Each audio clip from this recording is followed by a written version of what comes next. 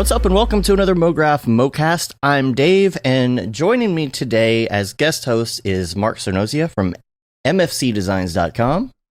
Hello. And guests Erin Sarofsky and Jake Allen of Sarofsky.com.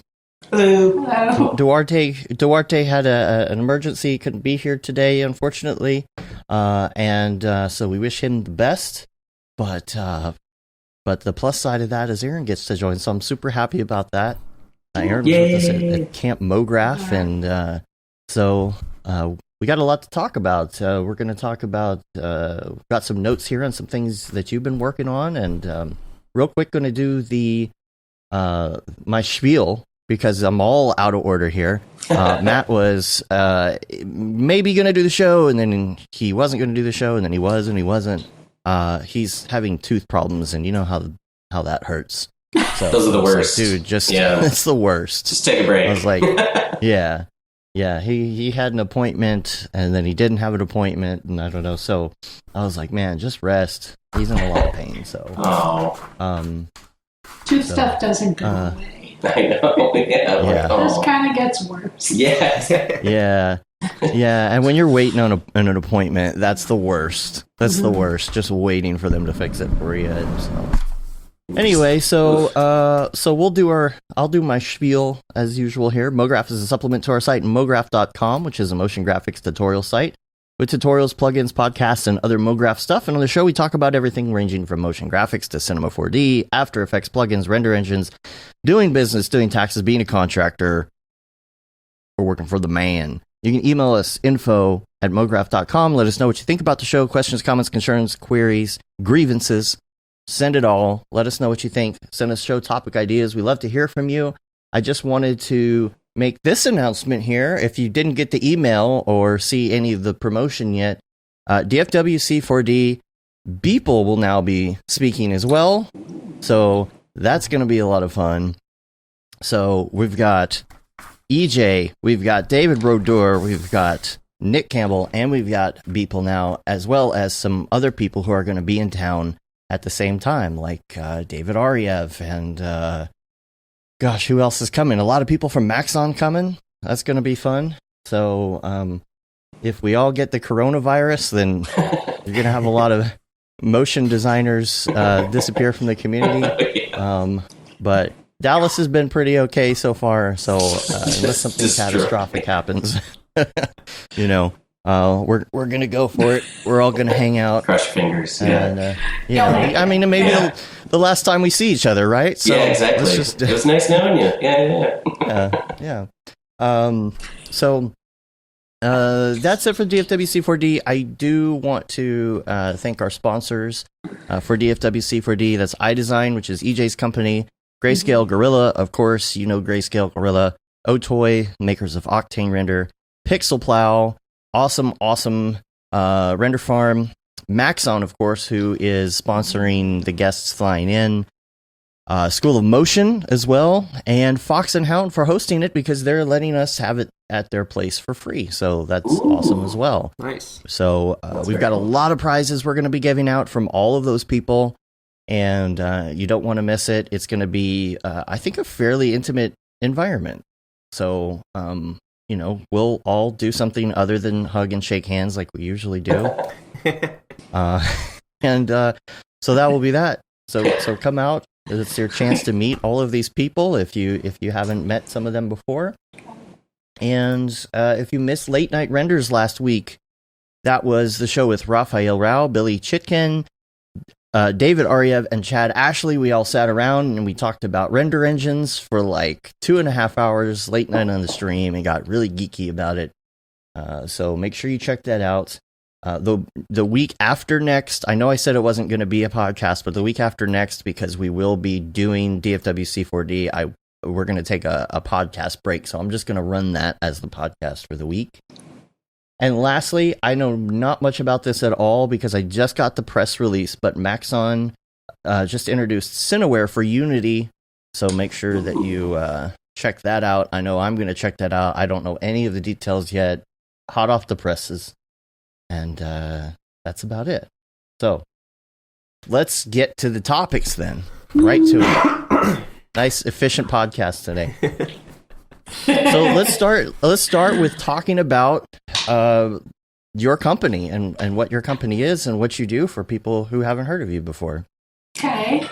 Well, we are a production company, design-driven production. Mostly we're pretty in the box. We work with cinema and After Effects, a lot of animated typography. I think people know us for our title sequences. Work with Marvel over the years and TV shows. Started out on Community. But we do a ton of commercials and corporate videos, all the things, as I like to say. All the things.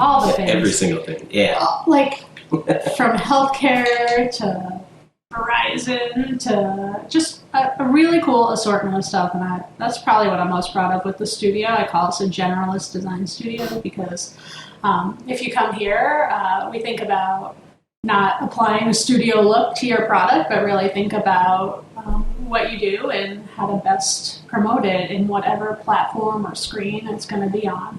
So, was that short enough? It's a very efficient podcast. Very efficient way of describing what I do for a living. Keep it short. No, just kidding. So that's what we do. We're based in Chicago. Fell in love with the city from New York. Yeah, I have fun people like Jake working with me. Yeah. And I am in your place of work today. So yes, like that's you true. Said, that's true. I'm going to try and be as optimistic and positive as everybody loves work to be. We'll see. It might be a deviation, just a smidge. Just a smidge. Yeah. A little bit of snark. Yeah. Yeah. Well, we actually just met you for the first time, and we were up there for Half Res. Yeah. We came and did the studio tour. That's right. And then of course Camp Mograph, which was a lot of fun. We were honored to have you there. The campfire chat was amazing that you did. I think people got a lot out of it. I was really, as a speaker that speaks, it was nice to have an untraditional format where there's like a lot of questions, and it really felt like just storytelling. That felt nice. So if you're attracting speakers, it's a lovely venue. A lot more intimate. You get to know people. I've kept in touch with a lot of people that I met there. I would definitely do it again. So. Nice. Yeah, it was an interesting experiment, I guess, if that's what you call it. We did not know, how it was going to go. Honestly, we worked really hard to get it to a certain spot, and we're like, we hope everybody likes it, and it seems like they did for the most part. Yeah. Well, it was well run, so it was one of those things like you guys talked a lot about it being the first year. And you, of course, not knowing how it was going to be, but you guys are obviously very professional at what you do, and it showed just in how you produced it and came together. There was no question where people were supposed to be when, that comes up sometimes when you're a speaker, and it just all came together. It didn't feel like a first rodeo at all. So. Well, yeah, we had awesome. many Zoom conversations about every minute of every day and what we were going to do, and writing it down. And we call that walking the shoreline. I know that comes from somewhere. I learned that from someone who learned it from someone else. So I don't know the original source. But walk the shoreline and walk through the event and think about every step of the way what's going to happen. Yeah. So. Yeah, you'll find that for the next one and the next one, I have a feeling it's just going to get bigger. So that's going to be probably hard to scale up because the venue probably is going to need to be more intimate. But then maybe you can charge a little more because it really did feel like a vacation, So so I think what people have to realize when they're paying for it is that they're paying for a getaway too. It's not just a conference. You really are escaping from everyday life. So. Yeah, and you went on a full-on vacation. You checked out the mountains and everything. So. Yeah. If I'm getting on a plane going somewhere, and I drug my family with me, my little kid and my husband, so it seemed like an appropriate situation to do that. I could kind of interact with everybody and kind of leave them, and they would have some fun and kind of relink back up. So it worked out great. Yeah, I added a few days on. I love Vermont. I'm an East Coaster, so when I'm done with all this, or choosing one project here and there, I'm probably going to be doing it from Vermont. So Nice. Well, we'd love to have you.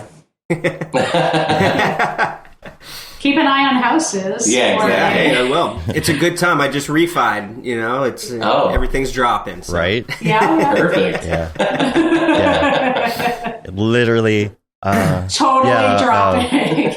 Yeah. I'm looking to buy a house right now, so I'm like, well, I guess this is a good time. Yeah, I was going to say the market's going to dip. Yeah.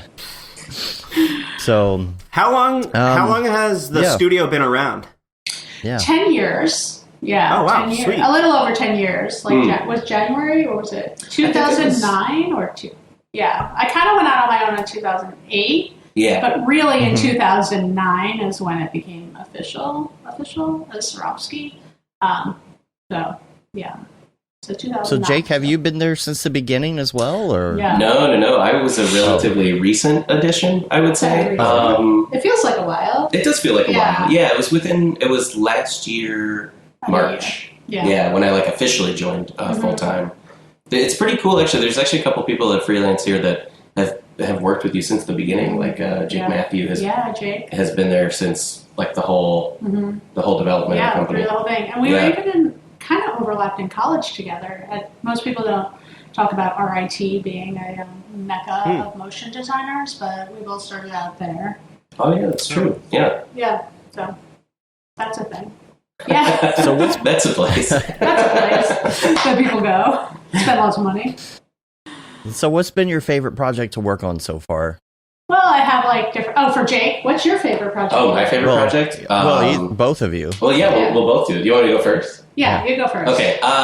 Well, in the short period of time that I've been here, I think Rami was probably the titles for Rami was a really fun one. Also, just to see that it won a Golden Globe and be proud and watch the show develop. It was really cool to have our name tied to a project like that, and it was just really cool. It was fun doing a lot of design exploration for that one. There was it got pared down, I think, in the end to a shorter title, but behind the scenes there was quite a lot of really cool development in terms of look and color and music, and Rami would send us inspiration in terms of songs that he liked from the 70s and Egypt and things like that. It was really cool. So that was one that had a lot of really fun design research aspects to it.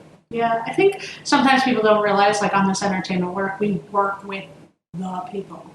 They come if they're in Chicago and hang out with us and talk to us, or and that collaboration with the final decision maker, whose show it is, who's the creative engine behind it, is amazing. It really is truly inspirational. You're making something for them. It's probably like being an architect building a house for somebody that's going to live in it. This was a visual manifestation of what he wanted for his show, and he had such a clear point of view. So even though everything we were showing was cool, he knew what he liked and why. And when you're working back and forth with somebody with a vision like that, it's so rewarding. It was very helpful. Yeah. It was easy to narrow it down to something that looked really cool very quickly. And it got there. Yeah. It looks really spot on for what it is. Yeah. Yeah. Yeah, I know when we work directly with people, it's so much easier than working behind 2 layers of another studio and an ad agency and all of that. It feels like stuff gets lost in that mess, the humanity kind of gets lost in it, actually, because then it just becomes one person talking to somebody about what they want, and the rest is just a chain of emails. Right. Distilling what that person said. Yeah. Exactly. Yeah. To a certain extent, especially during the pitch phase, we've changed our process a little bit to accommodate the fact that we know it's being passed on. So we're trying to tell a little bit more of a story with our presentations now, and how we present it is a little bit different. I don't know, I want to give away all the juicy bits, but we're really thinking about that. The producer that we're sending to on the other side is going to send it to their creatives, and they're going to send it to their creatives, and then somebody's going to send it to their mom to check out, and then somebody's going to send it eventually to the client, and the client has internal clients, so you don't really know who's looking at it and who really is the decision maker sometimes. Right. So you want to have a point of view and kind of communicate that with your one thing that you send. Mm-hmm. Right. Because there's always that one person in the chain whose kid goes to art school and they have to have the input too. Yeah. You know, you got to get that in there too. Mm-hmm. Yeah. Erin, what's your favorite project that you've worked on so far? Yeah, I mean, I have a lot for different reasons, you know. I mean, Winter Soldier, Captain America Winter Soldier is a clear delineation in the trajectory of the studio, and I think, like, on my tombstone, it will talk about that, probably. As, like, an iconic piece of design that I think, in a way, even made Marvel change the way they thought about how design could impact their movies, you know? Because it went from very visual effects-heavy main titles and all of that to more design-driven main titles, and you know, the typography became more thought out isn't the right word because they're always very thoughtful about it, but thought about in a different way, and open to looking at different options, I think. And we even did an end crawl for Guardians of the Galaxy, you know, so, which I was like, no, I don't want to do an end crawl. But they were kind of like, no, Civica, we're going to talk to you about this.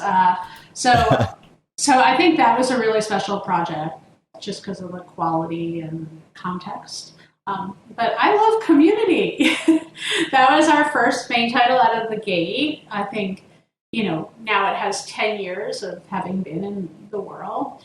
And I think people that love the show love the main title. Yes, like, it became a part of, like, history in a way that is fascinating. And the sound and the visual, it, like, all came together. And I don't know that it's, like, iconic in the same way as Captain America from a design standpoint, but, like, conceptually, it's so smart. And that process of making that is what established my relationship with the Russo brothers, which, of course, led to Captain America and future stuff that is super exciting for me as an artist, studio owner, and offering opportunities to people. So, yeah.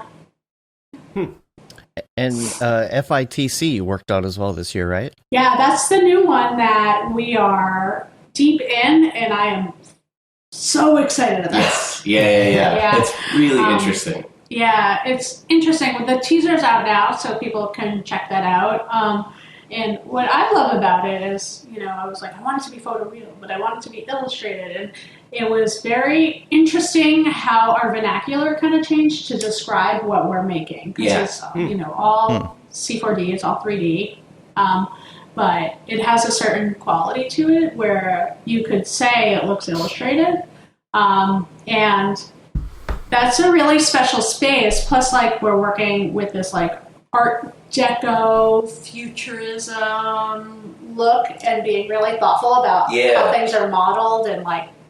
Exactly. And it's interesting because it was like it's not like we're fighting the renderer, but it's, you know, you want to make it easy to use to make 3D objects, but, like, the style didn't necessarily work right off the bat with, like, just putting up lights and putting on some textures. Like, you had to be really thoughtful about, like, where we put the gradients and where we put different shapes, almost like it was like a 3D Illustrator file, you know, because we were just doing so much manual placement of things. And there wasn't really, like, realistic lighting. We would be like, oh, a highlight should go there. And we would, like, paint it in and let that, you know, exist in 3D space, but it was not necessarily calculated like a full 3D render.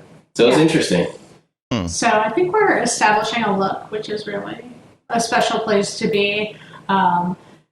It's, like, not really revealed yet, but we licensed a song for it and recorded an artist. So it's essentially a music video, which is really cool.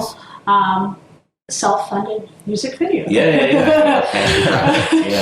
Which is kind of what they are anyway. But you take a step back. Yeah, exactly. They all are. Yeah. So it's been, like, really nice. And also, I mean, like, speaks to, I think, where we are as a society and how we feel as artists. I feel like it's a music video, and it's kind of an interesting kind of framework for it, but it's a short film, and it's definitely, like, how we all feel about where we are in society and where we're going, and it's a very artistic take on that. We're very inspired by, like, Metropolis in 1984, so not necessarily optimistic. Yeah, a little riding the line, I would say, between optimism and pessimism. More towards pessimism. More towards pessimism. It's like, we don't know where the world's going. Where's it What are we gonna do? Just Are we gonna survive? Yeah. Yeah, how much longer do you have on that one? When does it drop? That one, well, FITC is April 19th. So it's still on. So still on. And they're still doing it. Still doing it. So, and we're committed to going as long as they're committed to having us. So, we'll see. But we're still. I don't know what the plan is if it's not going. But right now it is going, and we're excited about it. Yeah. And I'm sure we'll figure something out. Yeah. It's still going to be a piece that we've made. It'll exist. We'll have to find a place to put it. Yeah. I mean, it would almost be appropriate if it's played in an empty auditorium. Yeah, that's true. It would feel very in tune with the style. The world is already we were super right about this. Okay. It's a little too topical. Everybody will do their live streams. It'll just be like one person in the audience. Just waiting. Exactly. Yeah, exactly. Now, Mark, you do the Monday meeting every Monday. Because of this time change, I was running around trying to catch up with myself and drink a lot of coffee. So I missed your meeting this morning. I usually try and log on, but I guess today was all about coronavirus. Yeah, we put our tinfoil hats on and we came up with all these ideas of why it was happening. No, it was essentially just trying to address the fact that, South by Southwest just got canceled. EDC got canceled. Like a bunch of big events got canceled. And just, how that affects you as an artist. A lot of people do try to get to these different conferences and events to meet up with like-minded people and whatnot. And, it seems like a lot of the travel industry right now is being very flexible with any sort of changes of your plans. They want, they'll give you a free change or something. But it was just an interesting conversation to see, especially with NAB coming up, FITC, OFF's coming up in Barcelona. How many people are either reconsidering going or, or kind of, SOL on an Airbnb. Or people who are going now because it's cheap and affordable. Now it's dirt cheap, yeah. Take advantage of those plane prices, yeah. Exactly. Yeah, exactly. And I was just out in Vegas, and I'll tell you, if anywhere is prepared, that place is. There was hand sanitizer every 200 feet, it seemed like, and all the employees in the casinos are wiping everything down. And I would assume that's that good. For NAB, that's such a huge conference. It would be a massive loss to the hospitality industry there. So I assume as of now it's still set to happen. Going. So but once the South by Southwest thing got canceled, I was like, oh wow, that's a pretty big call. So I think you have to think about large companies. I mean, small company like mine, we're kind of coming up with a plan in case Chicago somehow does something. Or if somebody here comes in contact with somebody, what can we do? But for us, it's figuring out 25 people, and that's, we're planning and we'll communicate with our clients about what we're going to do in the case and how it will affect them, trying to keep it as minimal as possible. But a company like Google or Accenture, or they just have tens of thousands of employees and they can't put them in any kind of risk. Just the liability of I had to go to South by Southwest for my Google gig, and now I came home and my grandma died. It's oh shit. So I feel big companies are being exceptionally cautious. Just because they really should be. 100%. But it is going to, the economy is just going to, not that people should look at me for economic advice, but it's going to be a mess, just an absolute mess. It's going to take longer to do things. It's going to, people are going to panic a little, Yeah, I see. Go I ahead, was just Mark. going to say, another thing we were talking about on the Monday meeting today was just that how this might reshape kind of what the workforce might be able to do with like working remotely, and Yep. you know, Right. it's really going to like it could crack the door wide open to being able to work remote with, you know, things like Skype and Zoom and Slack, and you know, I would say software that a lot of us are very familiar with. But once you start getting outside of our industry and whatnot, like my good friend he works at the New York Times, and on Wednesday they're doing a whole dry run of no one coming into the office, see how it's going to work, you know, and that's a very large company with sensitive information that they have on their servers and stuff, and how they're going to kind of navigate that. So it'll be interesting to see how that plays out. Yeah, certainly. Yeah. If we had like a Marvel job going on or an Apple job, we would have to be in constant communication with them, you know, about like what you want us to do. You know what I mean? The industry. Okay, like the people who work from home already. Right. You know, like me, like Mark. We're working from home. We're looking forward to those meetups, because that's the only time we, get out and see our friends and do all of that. Yeah. But then really, so for someone like me, it doesn't change my day to day. It doesn't change anything that I do. The thing that scares me is what's going to be like JJ Motion here in the chat says the stonks are crazy today. Yeah, that's what I worry about. I don't worry about what am I going to do work wise. I'm going to worry about if the work's coming in. Yeah. Because I feel like, when stuff like this happens, everybody just kind of freezes, and they're like, we don't need to do anything else. We don't need to spend any money. And then, that trickle down may happen. But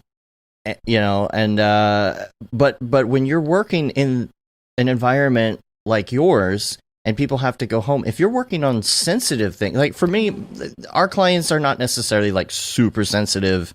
It's secure, but it's not like, we're not doing secure VPN and all this other kind of stuff. We're on Dropbox. But for you, if you're working on something like that, how do you go about? Do you have a tech team? Yeah, we do. Yeah, and they would just be in communication with our clients and kind of work a plan out with them. We'd probably go down for a couple of days and then get something in place and go back up. But it would be in total cahoots with them, so that they're not like, actually, how did you do that? Yeah. Like, your offices are closed. Like, who's doing it? It's like somebody working at Starbucks. What the fuck? Sensitive materials on public Wi-Fi. Like, everybody's gathered around watching, right? Picking up their drinks. Yeah. You're like, that's what's happening on that show? That's not on right. So we would just like kind of, like the NDA scope would probably extend to people's families, and it would be secure connections to our server, and so that they would probably still be on. It would just be something that has to get figured out. But I'm sure all of those teams have disaster plans like this intact, and understand that, like, I mean, even if you're like a frame store, how do you have thousands of employees? Like, for us to like have 20 people VPN into a system is not a hardship. But if you have 2,000, like, guess what's not going to work is your server. Right. Your network infrastructure. They're used to like producers popping in and out to like post on files, not have like Houdini artists and all these people kind of like rendering, like, and then rendering like. Totally. Oh my God. We would have to probably switch to Pixel Cloud exclusively, so we would pass those costs on to our clients, and I'm sure they would understand. But I'm sure Pixel Cloud would be psyched, like, bring it on. Like, that's just. But we've already experimented working with Pixel Cloud, and they're great, and we know how it goes. And whenever we have overflow that our render farm can't handle, we go there anyway. So. It's just kind of one of those things, like, other people that have these giant farms in-house are, it's going to be there'll be like one guy there submitting everything. Yeah, exactly. In like a big suit, The Wrangler. In the suit. Kind of like the E.T. guys. Exactly. Right. Submitting jobs for 30 Submitting days. He's like all frazzled. Like one guy dealing with 2,000 artists' renders. I can't imagine. anyway. I know, we've yet to see really the trickle down effect from certain clients and whatnot of different projects and deliverables and how this might happen and roll out. But on the call this morning, one of the attendees was saying that they work in the event space and that they produce graphics for all these large scale conferences, and now a lot of them are in question, and like that company themselves are trying to figure out what to do. And if some of these companies do like a live broadcast, can they support with graphics that way? So it seems like even though like maybe some larger client work might eventually, like we'll see the trickle down of this, but I mean, right off the bat is the event space and like concerts and just anything with large groups of people. So it'll be interesting to see how that all plays out too.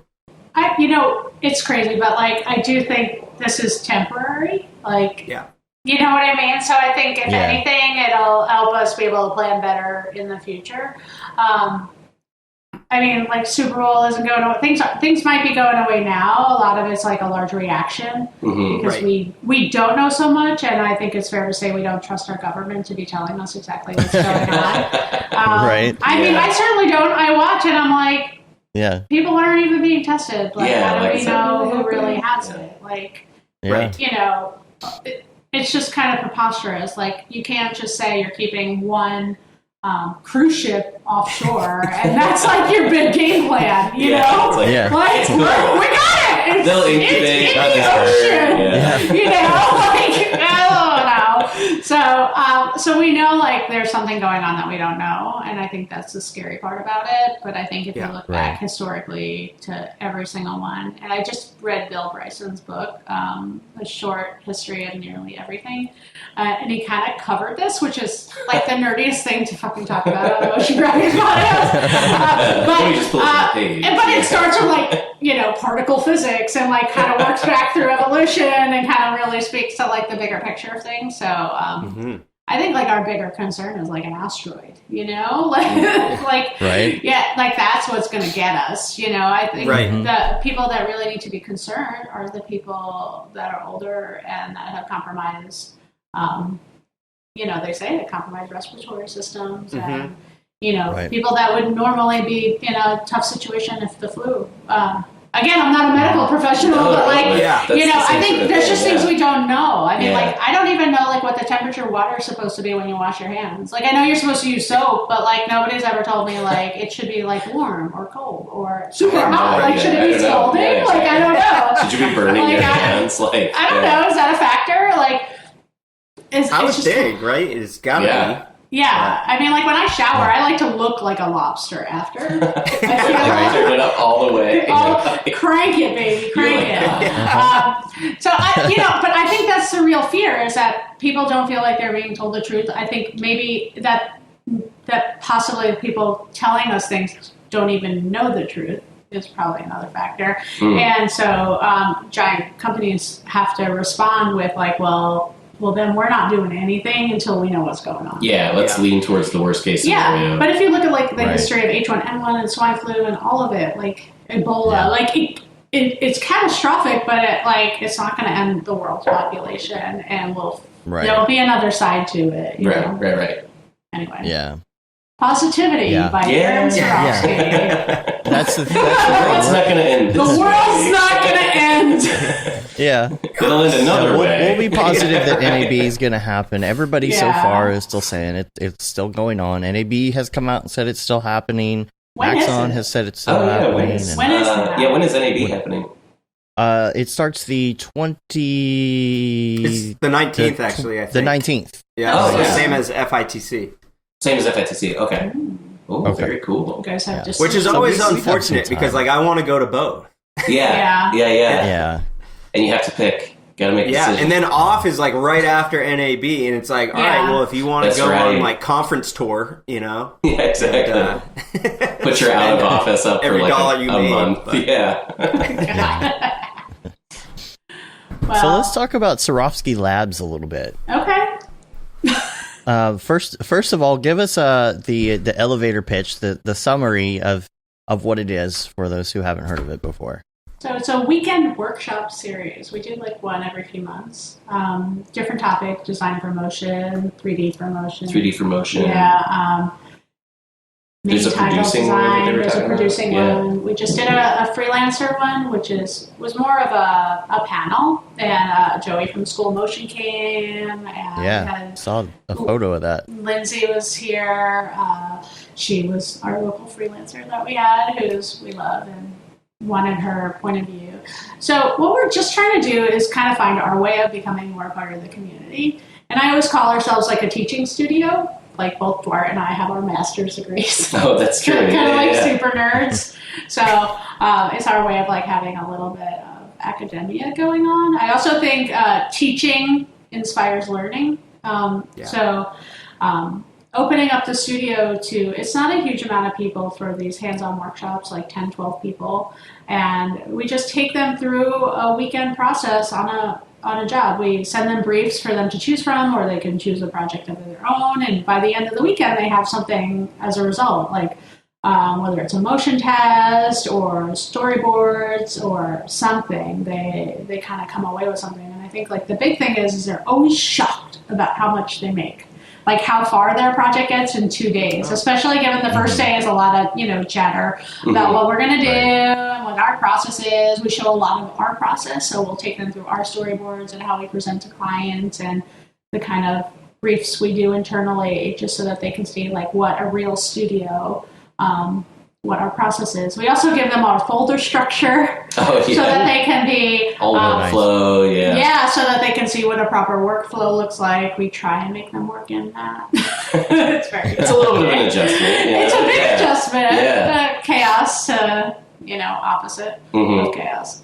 And it's just been like a really rewarding experience. We met a lot of people, met a lot of new freelancers and collaborators and just friends of the studio. And it's interesting because I go to, conferences like often FITC, and a lot of times we're involved as speakers or on panels or whatever. And I feel like I'm putting a lot out, right? Like I'm talking, I'm being inspiring, I'm like charming, fun story.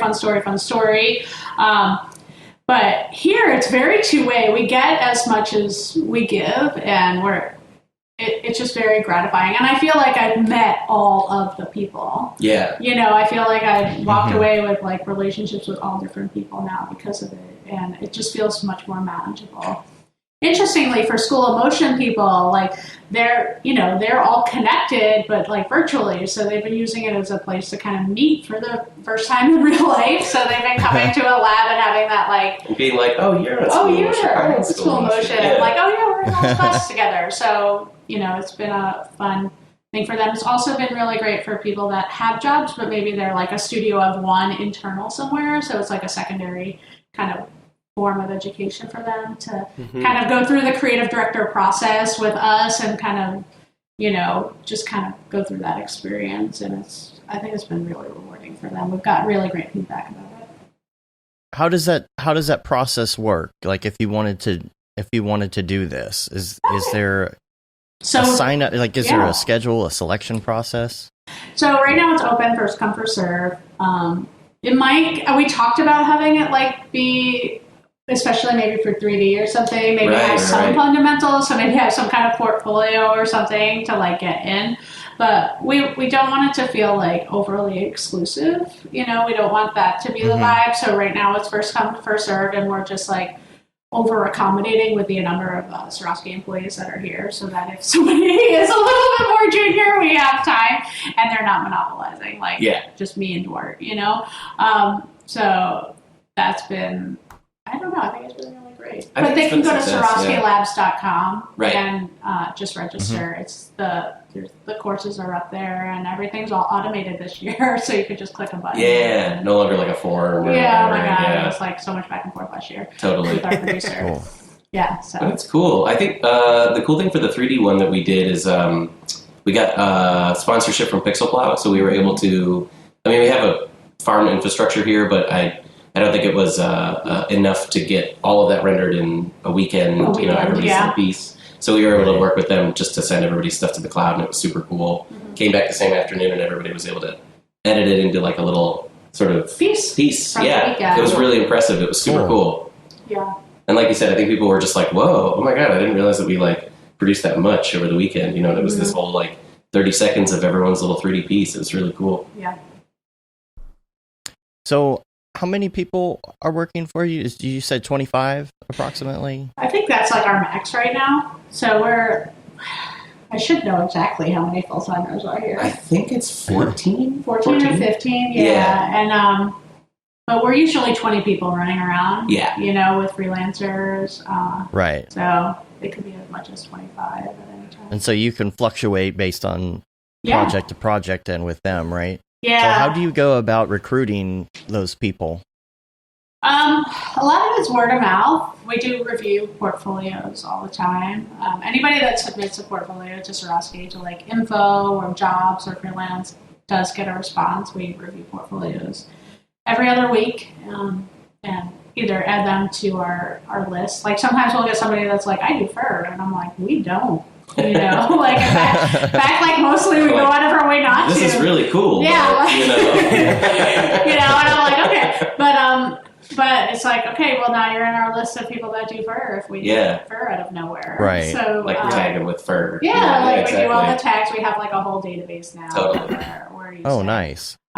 If somebody's in Chicago, we try very hard to have them come by the studio to meet us. Right. If it's somebody that's we think we could have in or something like that, if they would work local or even work remote, we do a call immediately with them just to hear their voice, hear how they communicate. Just the process of setting up with a call with somebody, you could totally eliminate that from ever working with us. so I mean, it's like, how do you communicate? Are you professional? All of that stuff. That's like a big part of it. So yeah, but usually like if somebody's in the mix, we hear about them and we reach out or they reach out and, you know, we try, you know.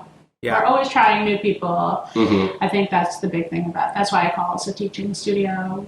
Bring in junior people. We recruit at Ringling and SCAD and locally. And, you know, you just Well, it's always good to have a mix of skill levels too, because, right, like, I mean, just so you have different eyes and different ways people like would perceive a project or come up with a concept for something, you know, like even if you're a junior motion designer, you might come up with a brilliant concept that the team can execute in a great way. But yeah, like I've noticed that through just my previous job and stuff, a lot of people ended up being like very similar minded, and so a lot of the same things kept happening, and it's like, let's shake this up a little bit. Yeah. But yep, I agree.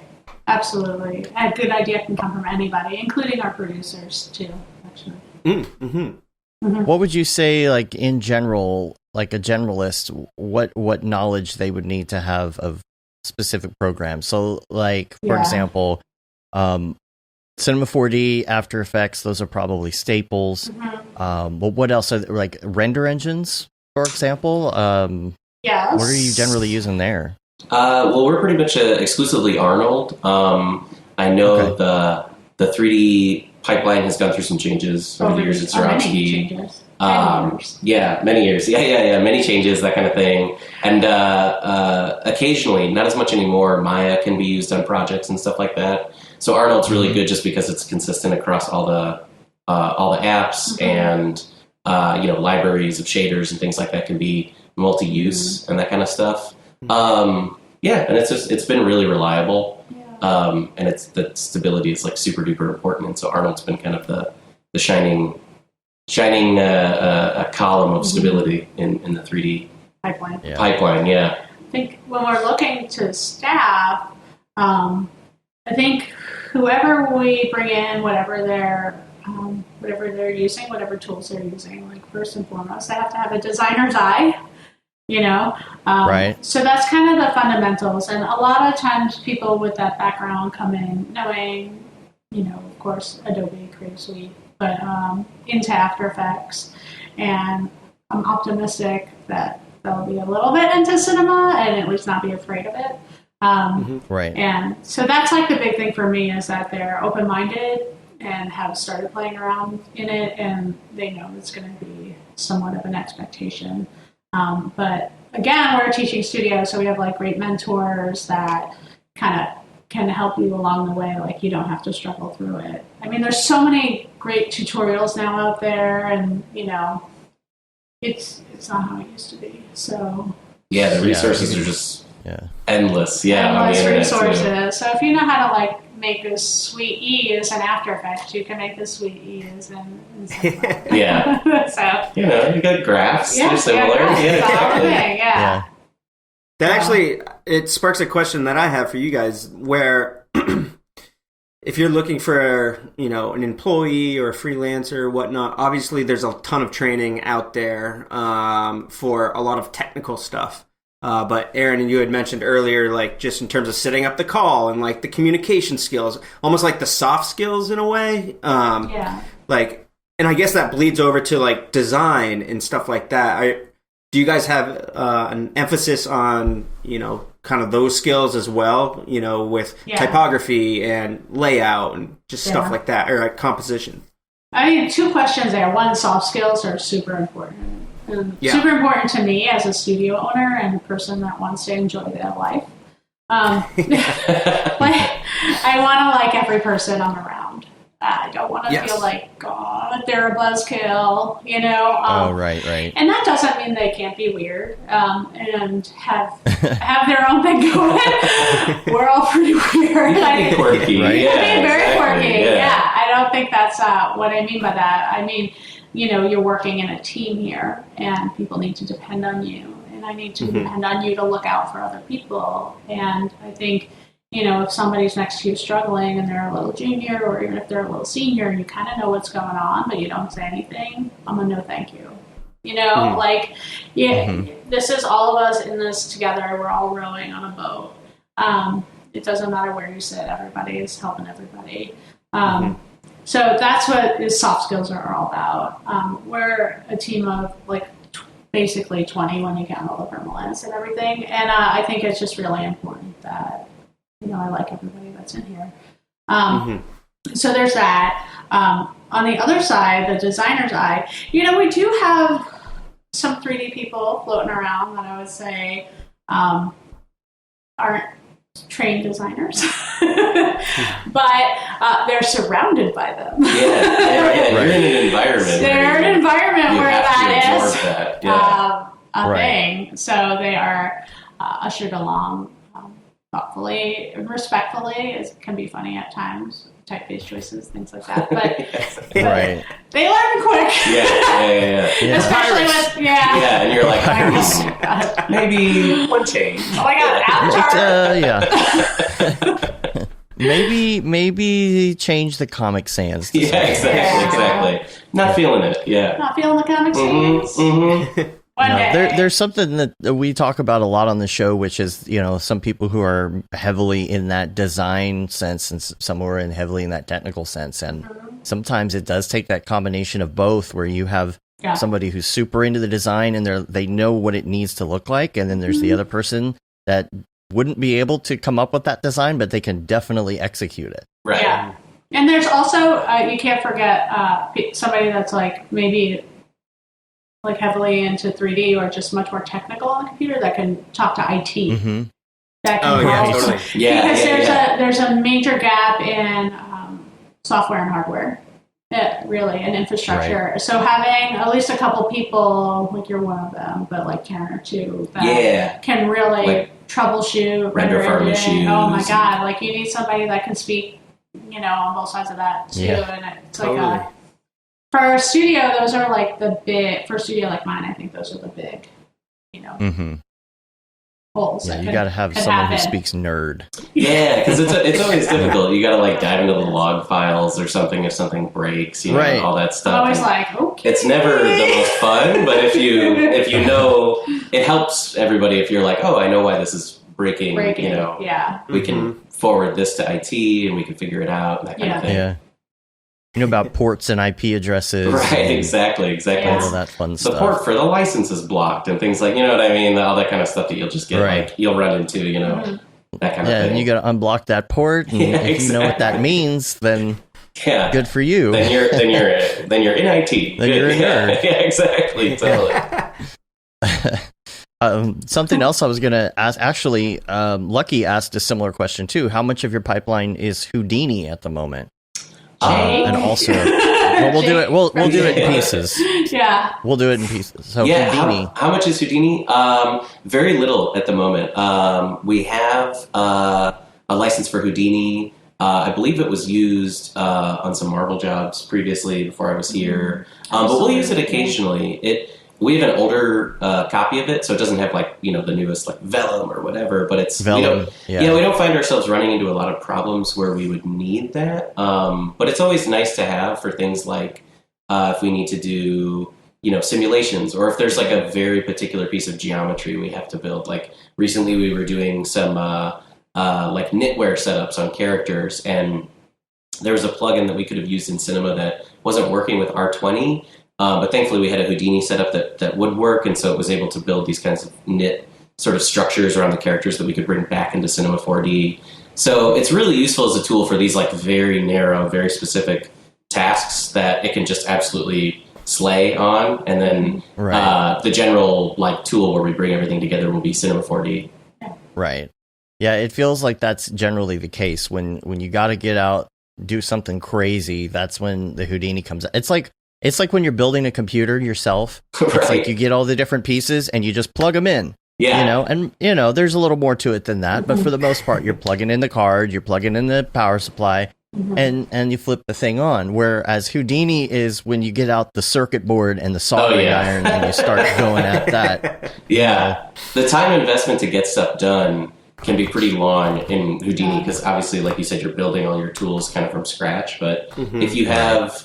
After a while, I think we've saved a bunch of setups and saved a bunch of scene files. So, we build it once, and then from then on, we'll have like a tool that will take a model and, put weave or knitwear on it and things like that. You can at least save it sort of modularly for later. But yeah, we definitely use it for that kind of thing. It'd be cool to see Houdini integrated more, but a lot of times Cinema is the perfect tool for the job, and there's a wider pool of people that know Cinema than Houdini. I want to be like, all right, I'm going to torture you, make you like this scene in Houdini. That kind of thing. Oh yeah.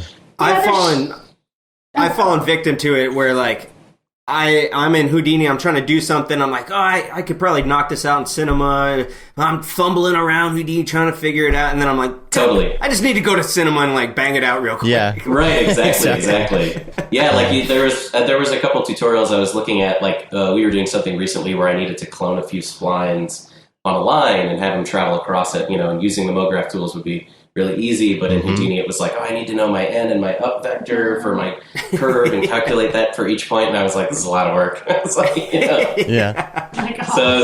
So I was like, certain tools like that where you're just like, I could just bang this on Cinema really quickly. Yeah. Yeah, like JJ says in the chat, just do it the hard way. It'll be easier. Right, exactly. Yeah, whenever somebody's like, I'm going into Houdini, I'm like, oh, I don't have time for that shit. Like, exactly. you're posting. Like, what are you doing? Like, come on. But it'll be so modular. It'll be amazing. I'm like, you don't have to, we're just building a house. We're not building the tools to build a house. Exactly. Like, Right, exactly. And that's the kind of thing where you have to juggle that decision, like, bang out a prop really quickly in Cinema, or, are we going to be building 100 of them? Maybe we'll build a modular setup, that kind of thing. Right. So, yeah, exactly. Right. Yeah. Yeah. Also, Lucky asked about character animation. Have things like character animation or rigging or other things been moved to Cinema 4D? Is that when you bust out the Maya? Like, when are you doing that? Do you do a lot of character stuff? Not a ton. Yeah, so it depends, because it depends on how complex the character animation is. If it's very complicated, it might be easier to find someone that's an animator or rigger that uses Maya, and then they can hop on it here. But for a recent project, for like a project we did for the Cubs recently, we worked exclusively in Cinema for all the character rigging and stuff like that. And it was a mixture of EJ's Bendy rig. That was one of the ones that we used for the characters. And then we haven't upgraded to R21 at that point in the project, so we didn't have any of like the Mixamo tools. Because like not only is Mixamo great for like the mocap, but it also will just rig your character very nicely, like weights and bones and stuff. So there is somebody that we found that has this really cool tool set. I think it's called like RH Character Tools, but it's a series of Python scripts that will like build the little controllers for you on your Mixamo object, put the IK controllers and stuff. So we ended up using that for some of the shots that the bendy rig was like overkill for. We just needed like an arm or whatever, or something like that. It was a mixture of those two. So I don't know, we haven't done a ton of it, but that last project was the biggest character animation sort of deep dive, and it worked out well. Yeah, in 3D. We do a bit in After Effects. Oh yes, that's true. After Effects. Like Do It and all those, all like, yeah, exactly, all that stuff in After Effects as well. Yeah. Cool. All right, so I guess the next question is kind of about your concepting and how you go about that, because your projects are generally very rooted in your concept. Your concepting. I was curious a little more about that, and if you ever have if you ever take limitations into consideration, or if it's just full blown ideas, doesn't matter what it's going to take to do it technically. Does anything like that ever come across? Like, we'll have to do Houdini for that, so let's not do that, Yeah. So usually, like, with our bigger picture concepting, that's for shows, films, and TV main titles, or for something like the Cubs, where we came up with the concept and the script and the whole idea. And obviously for FI2C. So what we do think about limitations, but we think about them a little bit later on in the process of concepting. Like, at first it's just like, figure out what you want to say, what the metaphor is, like how you want to encapsulate this idea of a show. So like we'll either see the movie or the pilot or read scripts, and then we try and boil it down into themes, and then we try and take those themes and bring them to life in some kind of design-driven way.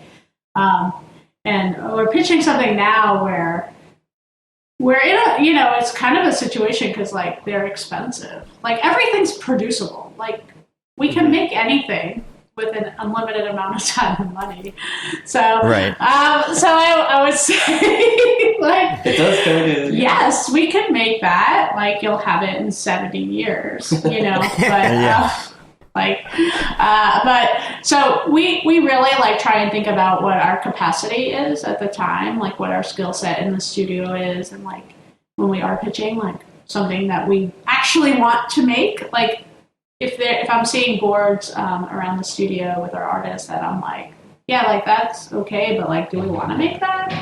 Like, why? Right. Like at that, like it, it might fit the brief, but it doesn't feel inspired at all. A lot of these main title jobs are, much tighter margins, and we're throwing our heart and soul into them. So you want them to be, at the end of the day, something that is like, oh my God, that's amazing, So, do you ever put R&D into that? Do you ever stop and and say, let's see if we can do this? Or So with all of our Marvel work, we do that. We don't pitch anything to Marvel we aren't 100% sure we can make.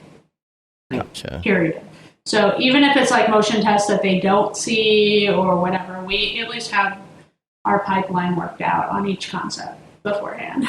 To a degree, you know what I mean? Like, but we go in knowing that whatever amount of time they've given us to produce something in, like, it's always tight, because it always is, because you're always pushing as hard as you can on those jobs. So we at least want to know that we have enough render, we have enough, like we capacity, have, right. Yeah. Does this effect work? Yeah. And talent. Do Yeah. we have the talent in the studio and available to bring in?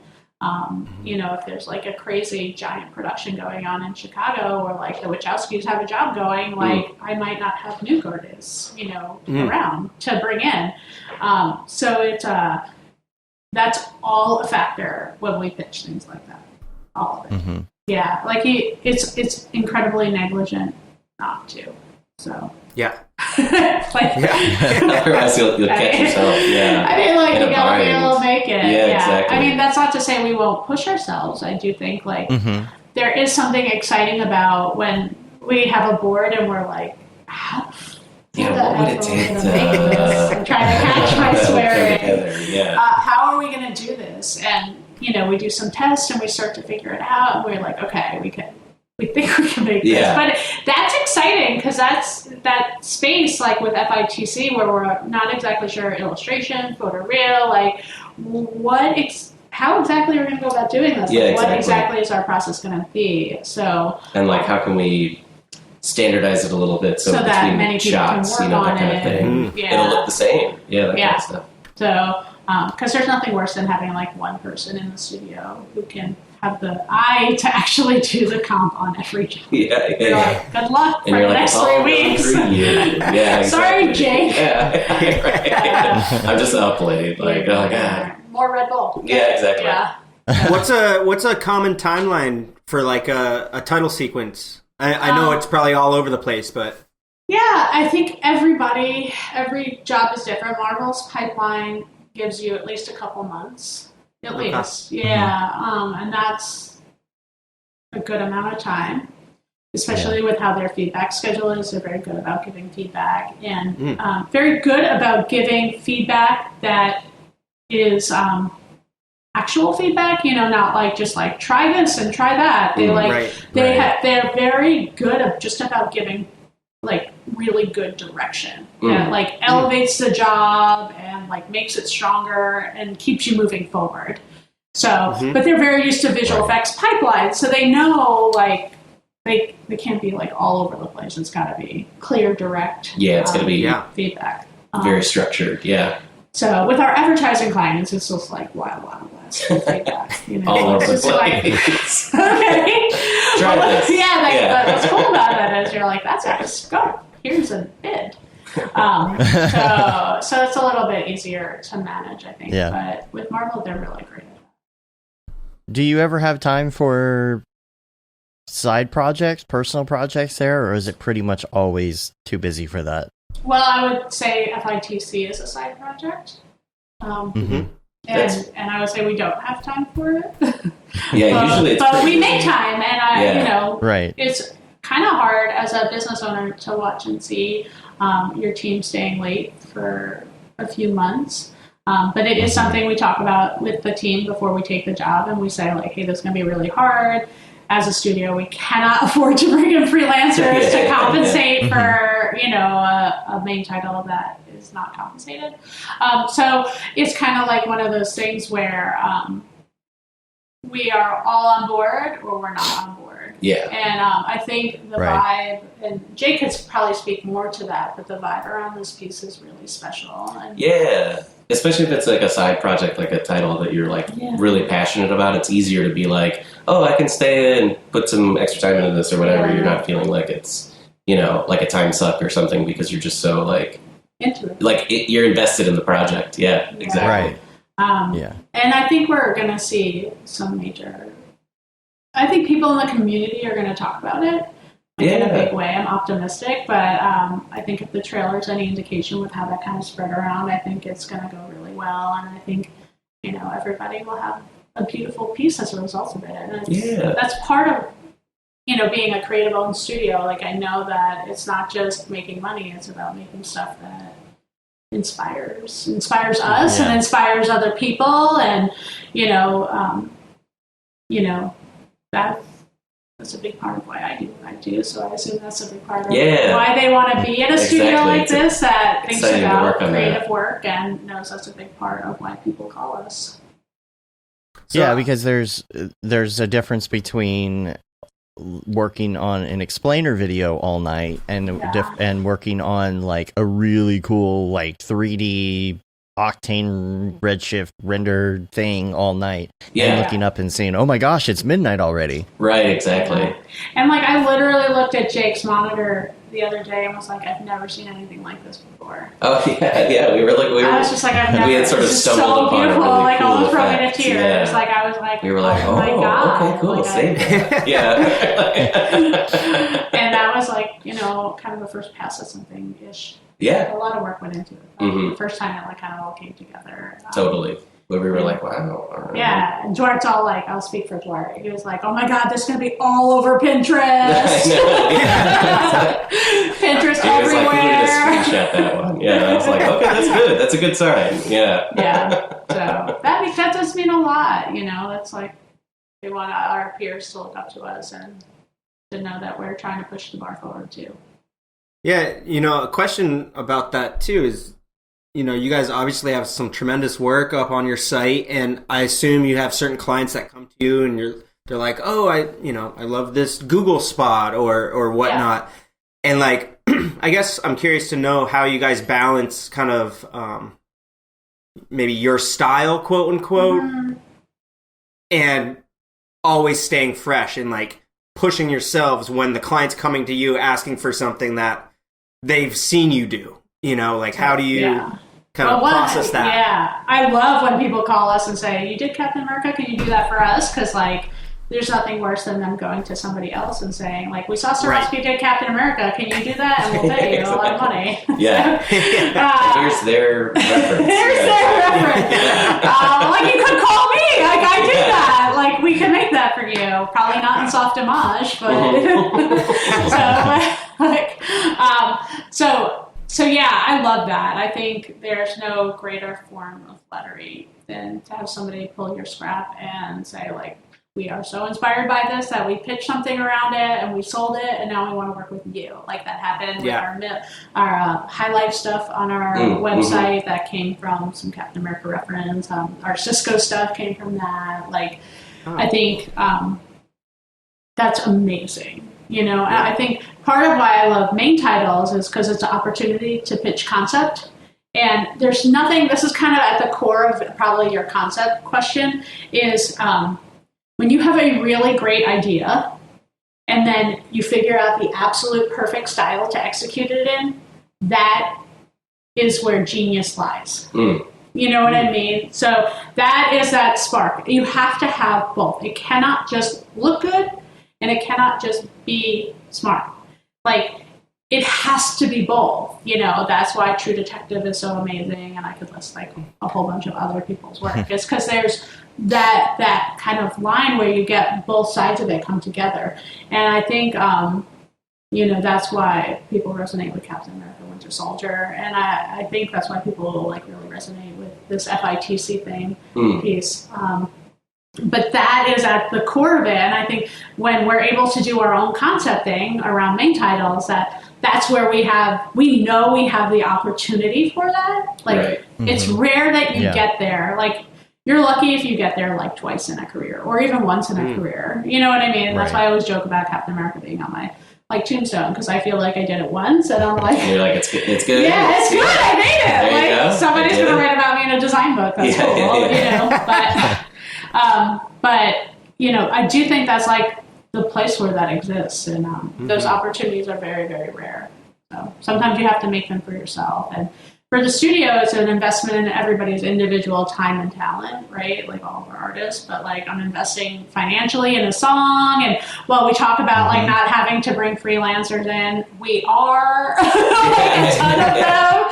So, and they're all our people. So I don't, it's not like we're going outside of our wheelhouse for it, but there's definitely like a lot of financial investment in this piece for us. So I just know it's going to pay off in a big way for us. Yeah. One other question. I know you touched on this briefly, but about hours and things like that. What about work-life balance? I feel like you're probably somebody who is very into the work, but I feel like you're also somebody who's into the balance as well. We try. Our producers are very thoughtful about giving people's personal time away before they do. Like a simple thing of like getting an email at 5:00 on a Thursday going, hey, can we see this Friday morning? Like the answer is like, how about Friday afternoon? And most of the time that's fine. Like they're just like throwing it out there. And most producers haven't really been trained to like say no as a yes. Like, yeah, we can totally do that. How about this as a solution, Right. So, our producers check in with our artists. We really try to make sure that everybody has the time they need. it's production, so sometimes things happen and you got to stay late, or someone's client's client finally sees it and is like, that's not what I thought it was going to be, and I need this tomorrow, like it's going out. So it's like, oh my God, all hands on deck, like get some pizza and all the things in, and figure it out. But it's kind of not how we are, I think. No, I mean, that was my experience. First joining Sarofsky. It's really cool. I mean, except for times like, for things like this FITC title where we're like excited to invest like extra time into it. I think at least like the first time I spoke to Dwight, there was a culture of like, oh, it's 6 o'clock. Let's get out of here. Yeah. Like you shouldn't be staying any longer than that, you know, unless in circumstances, necessitate it, but it's more often than not, it's a pretty hard cutoff, which is nice. Yeah, because I feel like that really that keeps things healthier. A little bit, like just like not having a culture of abuse is nice. It's kind of nice. Just a little thing. Yeah. I'm not personally the best with work-life balance. I mean, it has helped. I had a baby a couple of years ago, and so I just kind of have my day be a little bit different. So when I'm here, I'm intensely focused on work. And I used to like glide around the studio, and kind of laugh and be a part of it, knowing that like at 7 o'clock, I could get my work done, or when I get home, I could just sit on the couch, put on Harry Potter and go and just do my work, and if I wanted to work on a board, I could, or if I wanted, just communicate with all my clients, I could, write the emails at night and send them the next morning, whatever. But now my day has to be like very, very focused and be very present in exactly what I'm doing and not be doing something else while I'm doing that something. I don't know if that makes sense, but like try not to multitask or anything. And that's so that when I get home, I could just kind of have the phone away and be like 100% focused on my daughter. So that if I only get 2 hours with her, I don't want to be pushing her away from my laptop. You know what I mean? So I'd rather just come home a little later and make sure that hour instead of making it kind of frustrating time, it's more just like I'm all in. And that's that. Yeah. And that point about clients too, that it's very true. Like sometimes they don't realize what they're asking. If they're saying, "Oh, can we have this tomorrow morning?" They don't realize that they're not being mean about it. They don't know. Yeah. Right. And honestly, like most of our, producer clients, especially the younger ones, like haven't been properly trained. There's not like a culture of mentorship anymore like there used to be on the agency side. So like I don't like see it as abusive until they prove that it's abusive. Like I think we either accept it or we don't, and I think a lot of times you're just like, actually that's going to take like 5 hours to do, and we'd really like to pad it to 6. So how about, we send it to you at this time. And they're like, oh, okay, and really they just want the tools to manage their client. So if you give them that information, you say like, hey, this ask seems really simple, but actually taking, a 16:9 making it 9:16 is like, it's a bit of a redesign and everything's got to get re-rendered and all the things like, it's not the same. And there are, efficiencies that we do in our pipeline when we know that stuff is part of it, but it still takes time. And, they want us to consider everything. It's not just a lift. So, all of that kind of stuff. It seems like a lot of projects now are like, well, we need the 16:9, we need the 1x1, and then we need the 9x16. Yeah. And for stories. And it's like, okay, well, if you're doing the 1x1 for Instagram, you can almost kind of get away with the cropping thing. Right. But once you get to the 9x16, it's like, no, that's not going to work. Yeah. You're like, someone's got to make a killing with AI resizing. Right, exactly. Just fill in the top and bottom. Yeah, make it easy. It's like a thing, especially when live action is involved, because that's like, design, like you can relay something out, that's fine. But as soon as you point a camera at something, you're committing to committing to it. It's like when you recrop it, like what do you do? Yeah, like try and keyframe it in a way that doesn't look hokey. Like pan and scan. Like pan and scan. Yeah, exactly. exactly. Now, one thing that I remember when we visited you guys during Half Res was that when we came in, it just seemed like the culture that you've really cultivated in your building is just very positive. Like everyone was like happy. There was like dogs around. You have like, you know, your whole little kitchen area. You have your outside courtyard and stuff. And it just seemed like it was like a inviting place to come to work, and you know, all the natural light and stuff too. And I obviously understand that was like a conscious decision, you know? Right, yeah. So, like, I don't know, maybe if you want to talk a little bit about, like, your building and the space you have, because it is quite unique, I thought. Yeah. Well, you know, it's so funny because everybody loves the space, and of course I love it. I think it is a manifestation of, like, everything I've ever wanted, kind of, in a way. You know, it's also nice because it's a certain size, so it's, like, a clear boundary as to how large the company can and will get. Yeah. You know, and I think sometimes people forget, like, just because you're bigger doesn't mean, like, I'm making any more money. You know, like, there's, like, efficiencies that go away when you become bigger. So that, you know, like, when somebody's, like, really scaling up, they're looking to sell. You know, like, why the hell would you have a design company that's a $60 million a year company? Because you want to sell it to Accenture. That's why. Because it's time to go to Vermont to live forever. So It's time to have my alpaca farm. To have my alpaca farm. Yeah, totally. I just, like, want an animal to look at me like I'm insane. Yeah.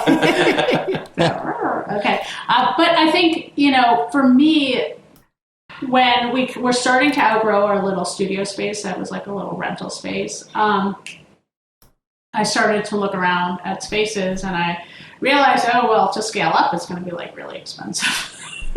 Simple thing, but, like, going from, like, a studio of, like, max 10 to, like, thinking, like, oh, I need room for, like, 30 people or 40 people, that is a significant monthly investment from a rental standpoint, and it's certainly not a fixed thing, and the cost of build outs and all of that stuff is wildly expensive. And, like, again, it's just me. It's not, like, funded by some other kind of pot of money somewhere. So I was like, okay, well, I have a little money saved. Like, what can I do with this? And so I started talking to my agent, going, like, what kind of, like, really beat down place can I buy? And at that point, the West Loop of Chicago, ain't nobody cared about it. There wasn't Google and McDonald's. It wasn't, like, a hot spot. It was, like, people with shopping carts, and, you know, like, it was like random factories and warehouses. So I was like, okay, let's look there. Sounds real safe. And so I found this space, and it was incredible. I mean, it's what you saw, except it looked like a crime scene. You know, like, the floor was all broken out, and all the windows up at the top was just, like, corrugated frosted plastic, so it was, like, exposed to the element. And I walked in, and I was like, perfect. Like, I just, like, let's get, like, a sandblaster in here, like, and figure it out. And I think, like, the naivety of even starting a company is the naivety of having bought and built out a building. Because you don't know what you're doing, and so you're like, I can figure this out, and this, like, the reality is you can. Yeah. And I had a friend whose close friend was an architect, and it was, like, the architect that was, like, on my inspo board, and so I hired them to help me design the space. But the space is exactly what I wanted. I wanted meeting spaces where you could close the door, have private conversations. And then, you know, I really wanted the kitchen to be the heart of the space. So the natural light was great because the place feels very light, but it all comes from a softbox in the sky, which is amazing, which is perfect lighting. It's called the sun. Called the sun. Well, but there's no windows on people's monitors. That's true. Yeah, so it's a very light space, but we had very huge glare problems in our original space. Like, half the studio was just like, so there's no problems with glare on monitors.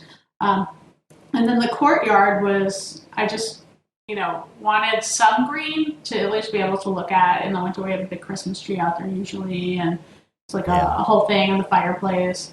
So it became a point I was like, oh wow, like, people are gonna have to, like, do amazing work just to live up to the space they're in. It's got that vibe. Yeah, you better match the aesthetic. Do something good here today because this is a pretty cool space. Uh-oh. But I mean, as a result, though, I have very fixed expenses. So, like my mortgage is not changing, and I don't have to worry about anybody upping the rent on me. Right. Although my property taxes went way up, as you can imagine. Oh, yeah. Becoming a popular I can neighborhood. imagine.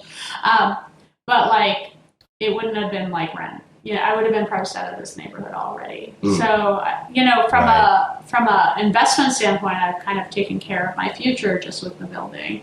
And so now it's just about payroll every 2 weeks, like making sure our clients pay us and all that stuff. But from a vibe standpoint, I mean, like the place I think is beautiful, but I think the people make the vibe. And I think that's staffing choices and a choice for me to be optimistic and happy, and just be my weird, quirky self, so that everybody else can be their weird, quirky self, and make it normalize it so everybody feels comfortable, just like being who they are.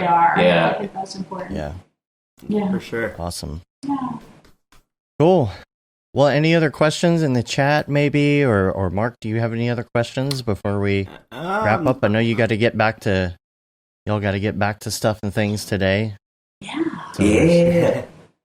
I was going to say finishing up some FITC stuff. FITC stuff. Yeah. That's what we're hopping on right after this. It probably would be fun to do for you and Dwart and maybe Jake and you're Jake, Josh, and we have all the J's. Yes. Yeah.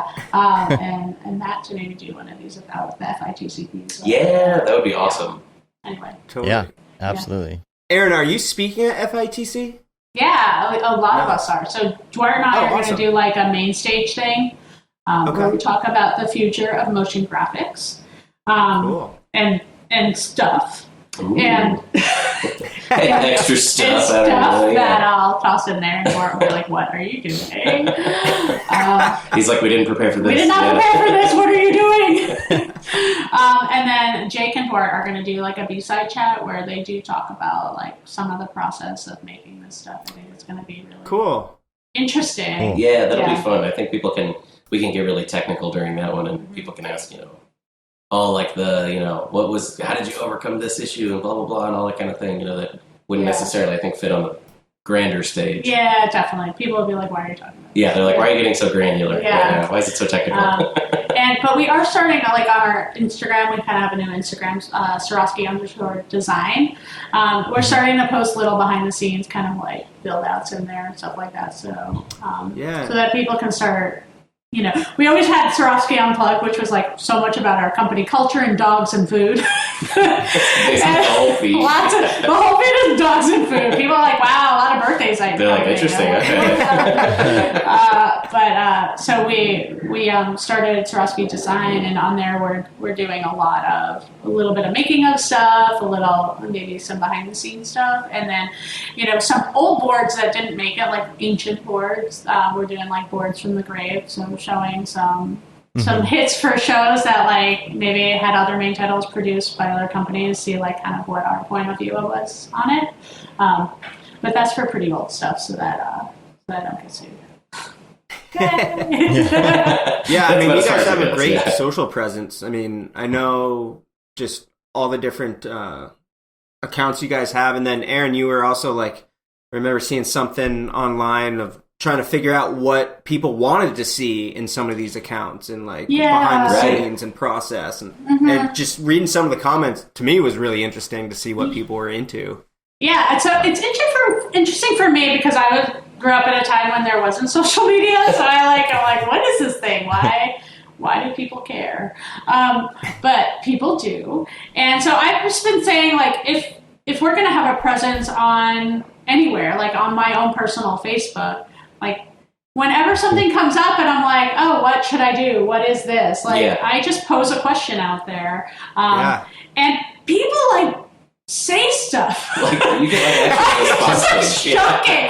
Like the amount of comments on my random Facebook questions are like pretty incredible. The other day we were talking internally about shifting our editorial station to be a PC, and I was like, I'll just ask Facebook. And like the amount of comments I got about, I was like, whoa, yeah, it's like people- 75 like comments. I And like, hear on this, and what's blah, interesting blah. is people talking that like they would never know each other in a million years, but they're having like this like in-depth conversation about software or Editing, Cashmere versus alpaca. You know what I mean? Like it's like unbelievable. You do 'cause- have some really interesting Facebook posts, I have to say, because it's not just the usual. It's like, do you prefer Miracle Whip or mayonnaise? And why? And there will be like 85 answers, and people are like, Tell me about your condiment comments. situation. Right. Like, well, it's born out of, I think, our company culture, or a project that we're working on. Somebody will be like, what project are you working on that you're asking this question about What sort of market sci-fi? research do you need? Yeah, this like for? I asked a question about like what sci-fi thing from the past like didn't come true that you wished would come true, like jetpacks, like hoverboards. People started saying like all this crazy stuff. And what's funny is it was related to a project, but most of the time they're not. They're just like random things said in the editorial suite that I think are funny. And It's you're actually like, really funny "That's because yeah. we were looking for summer interns and doing the whole deal, and everybody's starting to look. And I started posting this thing on Twitter, which is even less curated than Facebook. And I just wrote watching reels, and I started talking about like random things that I thought watching reels, and it wasn't calling anybody out, but like I said something about Behance. Oh yeah, it was like I was like, is Behance still a thing? Why are people sending me Behance reel? And like, oh my god, like somebody ratted me out to Behance, and Behance chimed somebody in, like snitched the "Trust-" post yeah, to snitched. What? So now I have to like talk to Behance, Behance but is like social in media, order like, to comments do that, and I was like, oh, now I need to learn about Behance, and I didn't even like realize that Behance was like kind of a Vimeo of sorts, a place to post your portfolio, and then you make a website and like call to that as your like source. credit people and stuff. But I'm like, yeah. and then somebody started posting like a really beautiful Behance site, and I was like, let me just tell you, I've never seen a Behance portfolio this pretty. So like you're doing something right. Yeah. But yeah. I was like, oh my god. But I think it's fun. I don't know. I've never been shy about an opinion. So Yeah, it's great. why start now? But I've seen some good conversations happening in there. Yeah. follow along. Yeah. But Sarofsky Design's cool because we're actually showing work. And Yeah. work that you won't see on our website, and certainly behind the scenes things that you won't see there. And we do engage with people when they ask us questions on it. And right now, we just started it like a few months ago, so there's like 1,000 followers. So it would be great if there was 2,000 followers and then 10,000 followers, so that we can be like, get the little check mark. Oh, we could be like verified. Yeah. Oh, yeah. And it'd be like mayonnaise or Miracle Whip, Yeah, and I there's would like a love blue to be check mark next to verified. it. So if you guys could do that for us, that'd be great. Oh yeah. Yeah. Subscribe. Yeah. Follow. Follow. Subscribe. Plug it as much as you can. Mash that like Yeah. and subscribe button. Yes. Hit the bell. Oh my god, it's pretty funny. Cool. Well, we appreciate you being on. If we know there's Sarofsky.com. What are all the ats to follow? So you got Instagram, Twitter. Let's see. Yeah. Instagram is @Sarofsky_design. Yep. And then also at Sarofsky _unplugged, which is dogs and birthdays. Yeah, dogs and birthdays if you're interested in that. And then we have what else? Sarofsky.com. There's SarofskyLabs.com. SarofskyLabs.com. That's If you're interested in checking that out or seeing the schedule, that's all listed there. We do Twitter and all that other stuff too, but I think that Instagram is the most, and That's the our biggest one. website is the most thought out by us. Yeah. Yeah. And everybody has like their personal Yeah, and then Instas I'm too, at you know. Erin Sarofsky. Yeah. On Insta. Yeah. I was gonna say I'm at Jake Made a Thing. That's just like the username I use everywhere right now. So Yeah. I was like, I don't know what to write. Yeah. Jake Made a Thing. Jake Made a Thing. That's me. Yeah. Yeah. And then just talking about labs too, you've got main title concept and pitching in April, producing for motion in May, 3D motion graphics and artists in August, and motion and branding in October. So yeah, I mean those all look super cool. Yeah. Yeah, I mean, like we're going to start to post more of the work from the lab so people can see what has been made, because I think people will be really excited and shocked. Yeah, it'll vouch for the vouch lab. for it. Yeah, like last year was the first Yeah. year, and in a way, we were surprised at the quality of work. But it's kind of like your Camp Mograph. Like for me, I always think about like my little fantasy is just going back to school, knowing everything I know now.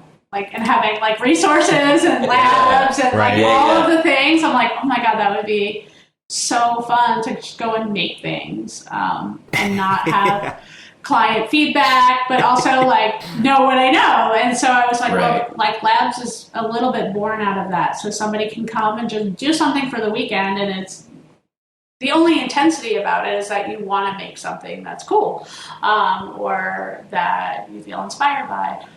But there isn't this like client hovering. So we have been seeing a lot more professionals than I thought. I thought it was going to be mostly students or school of motion students or something like that. But there's been a lot more like actual makers out there just wanting to make something, just being surrounded by people in that studio environment, kind of getting real-time feedback. Awesome. Yeah. So cool. Cool.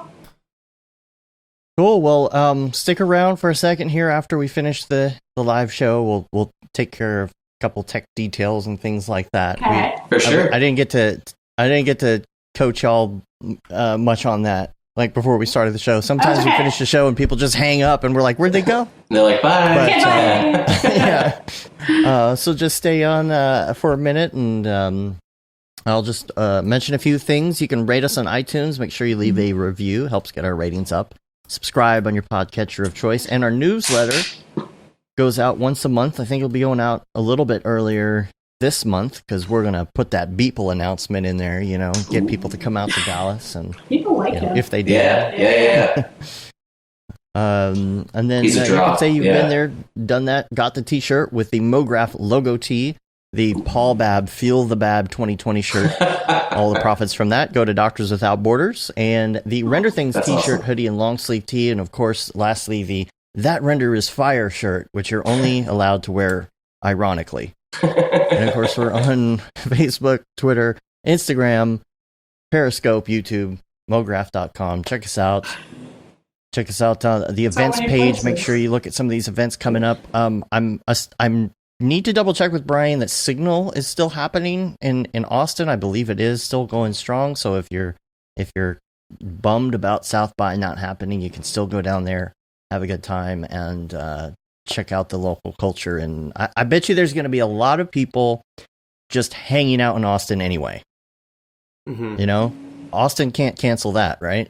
So, I mean, it'd have to be pretty extreme if that were the circumstance. Pretty huge lockdown. Yeah, exactly. Wow. You're like, knock on wood. Yeah, exactly. We laugh. So go down and exactly. Like Italy.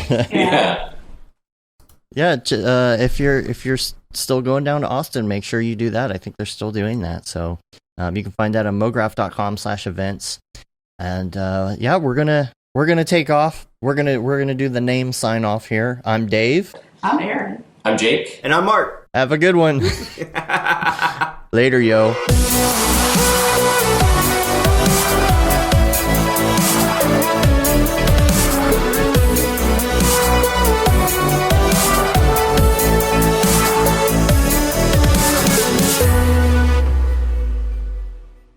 It's pretty good, I guess.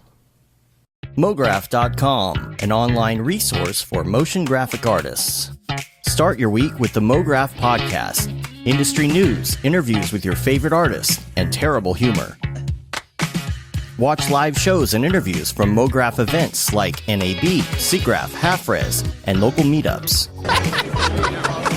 Our Mograph Talks feature live demos and motivation from artists all around the world. Sometimes you gotta make stuff that you're not gonna put on your reel, and I'm not here to judge. What if Rick and Morty show up for the countdown at midnight? That's where I peaked in life, in my career. We gotta stop this thing, Rick! It's gonna kill us all! Hear from the people that create your software, design your render engines, and artists that are changing the face of modern motion graphics. You get that render done. Yeah, you better frame what? Mograph tutorials and online classes will teach you about Cinema 4D, After Effects, as well as other popular software and render engines. Throw in the HDR Studio, take the render settings, pick the HDR, put in a reflection, and gorgeous. Branch into new software. Learn time-saving tips, techniques, workflows, and lessons that'll keep you up to date in the world of motion design. Oh, brother, those are some of my favorite elves. I love projects that scare me. When our art director comes to us and asks for something that I had never done before, man, it gets me pumped. Join the conversation in our live sessions. Check out our plugins or join the hundreds of daily active users in our Slack channel for technical help, advice, contests, or just to joke around. Real nice banana. Ah, that's so funny. All right. I'm going to live forever. Subscribe today and get the latest updates on our YouTube and other social media channels. Take all your dreams and just do it! We don't care how you get here, folks. Just get here. Subscribe to Mograph.com.